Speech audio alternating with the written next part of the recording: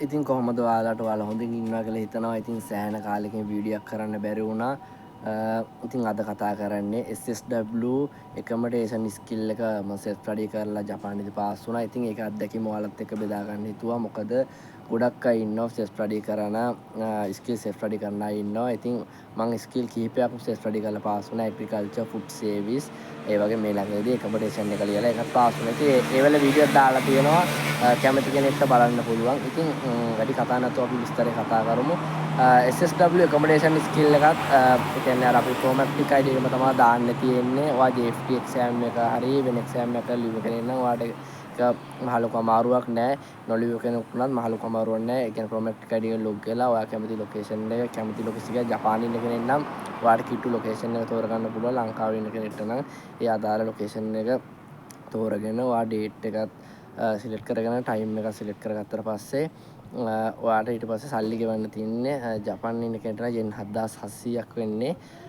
ඒක ගෙවන්න තියෙන්නේ කොම්බිනි වලින් ගෙවන්න තිබ්බේ නැහැ. මම ෆුඩ් සර්විස් එක නම් කොම්බිනි වලින් ගෙවන්න තිබ්බා.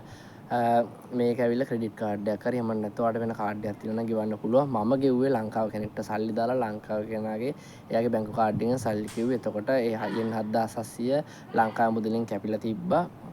ඉතින් එක්සෑම් එක දාගන්න එක අමාරු නැහැ. ඔයාට ඒ කියන්නේ ඩේට් සයිඩ් එක ලොග් වෙලා එක්සෑම් එකේ ඩේට් බලලා ඔයාලට වැඩේ කරගන්න පුළුවන්. එතකොට එක්සෑම් ඊට පස්සේ අපි එක්සෑම් එක දාගත්තට පස්සේ අපිට ලෙටර් එකක් ඒ කියන්නේ අපි එක්සෑම් එක දාගත්ත කියලා ඒ ලෙටර් එක සයිඩ් එකේ පෙන්නනවා. ඒ කියන්නේ වෙලාවයි ලොකේෂන් එකයි ඒ විස්තර ටික. ඒකට අනිවාර්යෙන් අරන් යන්න ඕනේ ලෙටර් එකේ print out එකක් ඒ කියන්නේ කොපියක් අරන් යන්න ඕනේ. ඊට පස්සේ සයිරෝ කාඩ් එක අරන් යන්න, පාස්පෝර්ට් එක අරන් යන්න. මේ දෙකම අරන් යන්න. මොකද සයිරෝ කාඩ් එක විතරක් අරන් ආපුවට ලියන්න දුන්නෙත් නෑ. පාස්පෝර්ට් එක විතරක් අරන් ආපුවට ලියන්න දුන්නෙත් නෑ. බංග්ලාදේශ ඉන්දුනීස් කොල්ලෝ ගොඩක් හරවල යවුවා වෙලාවට මමත් එකක් සයිරෝ කාඩ් එක විතරක් තිබ්බම ඇති කියලා හිතලා කපඩ එකක් අරගෙන ඒත් කොකටද කියලා පාස්පෝර්ට් එක දාගත්ත නිසා මට ලියන්න හම්බුණා.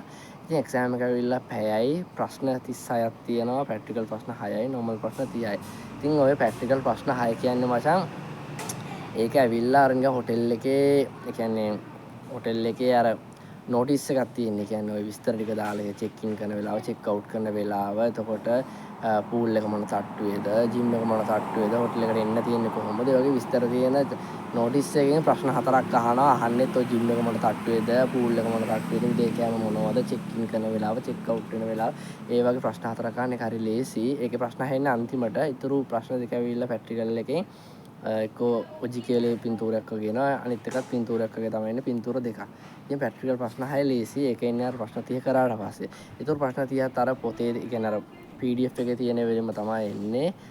PDF එක ඇවිල්ලා පිටු සාමාන්‍යයෙන් 50 ගානක් 60 ගානකට කිට්ටු වෙන තියෙන්නේ. PDF එක මාසෙන් විතර කරගන්න පුළුවන්. ඉතින් මම එක්සෑම් එක ලියද්දි මචං ඒ කියන්නේ මම PDF එක බලලා පාඩම් කරන්නේ නැතුව තමයි එක්සෑම් එක දාගත්තේ මාසයක් කල් ඇරලා. ඒ කියන්නේ පිටු 50 ගානක් 60 ගානක් වගේ තියෙන ඉඳලා ලේසි කියලා හිතුවා. මොකද මම ෆුඩ් සර්විස් එකක් කරපු නිසා මම හිතුවා ඒක අවුලක් නැති වෙයි කියලා. ඉතින් ඒ වගේම කරගත්තා. ඉතින් ෆුඩ් සර්විස් කරපු කෙනෙක්ට accommodation එක කරන එක හරි ලේසි. මොකද ඒකේ තියෙන ඒවා සමහරක් වෙලාවට මේකටත් තියෙනවා. ඉතින් එක්සෑම් එක පැයයි තියෙන්නේ. ඔයාලට ඒක සාමාන්‍යයෙන් විනාඩි 20න් 30න් වුණත් කරගන්න පුළුවන්. හොඳට පාඩම් කරපු කෙනෙක්ට කලබල නැතුව කරගන්න. එතකොට එක්සෑම් එකේ රිසල්ට් එක අපිට එක්සෑම් එක ලිව්වට පස්සේ රෑ 10න් විතර පස්සේ රිසල්ට් එක මේ අපිට බලා ගන්න පුළුවන් සයිඩ් එක ලොග් වෙලා අර අපේ ලෙටර් එක තිබ්බ එක්සෑම් එක දාගත්තට පස්සේ අන්න එතන අපිට එතනින් බලා ගන්න පුළුවන් රිසල්ට් කියලා තියෙනවා. එතනින් ගිහලා බලා ගන්න පුළුවන්. ඉතින් මට කියන්න ඕනේ එතකොට සේෆ් ස්ටඩි කරන්න මම මේ මාසයක් වගේ කාලෙකින් පාඩම් කරේ.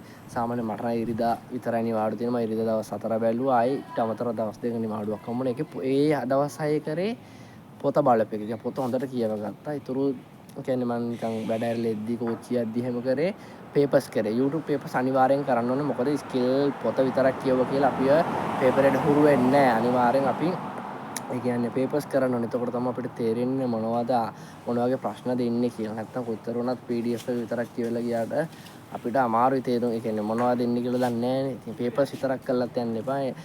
දෙකම බැලන්ස් එකේ ඒ කියන්නේ දෙකම හරියට කරගන්න. ඉතින් ලොකුවට අමාරු නෑ. ෆුඩ් සර්විස් වගේ නම් ඉච්චර අමාරු කියලා මේකක් නෑ. මොකද මම ෆුඩ් සර්විස් වල ලිව්ව නිසා ෆුඩ් සර්විස් එක විතර චුට්ටක් අමාරු කියලා හිතනවා. ඉතින් ඒකේ වීඩියෝ එකක් දාලා දෙන කැමතියි බලන්න. මම ඊළඟට තව ස්කිල් කරන්න හිතන් ඉන්නවා.